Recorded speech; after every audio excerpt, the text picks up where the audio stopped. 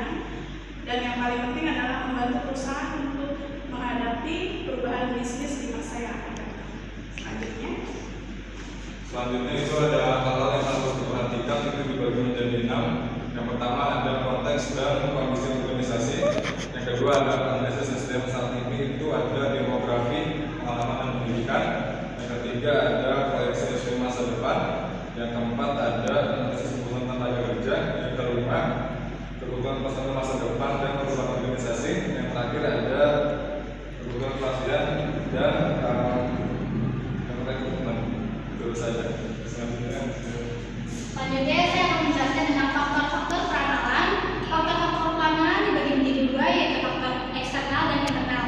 Faktor eksternal terdiri dari ekonomi dan industri, hukum, sosial, dan politik, serta pengembangan teknologi.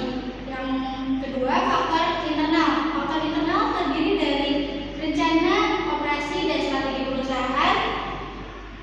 Terusnya ada organisasi, perubahan pada rencana kerja dan pekerjaan.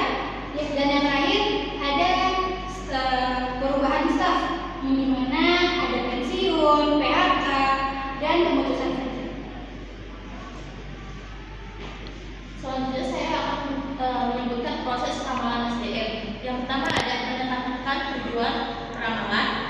Kedua ada mengumpulkan dan menganalisis data. Ketiga memilih dan menguji metode peramalan. Keempat itu ada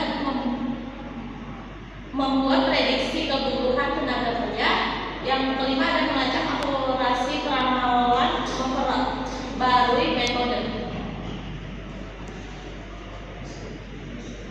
Baik, untuk yang terakhir, saya akan menyampaikan kesimpulan. Kesimpulan pertama adalah perencanaan sumber daya manusia adalah untuk memastikan kesediaan tenaga kerja sesuai kebutuhan organisasi, dan peramalan ini tidak hanya bisa dilihat dari internal, kita juga harus melihat dari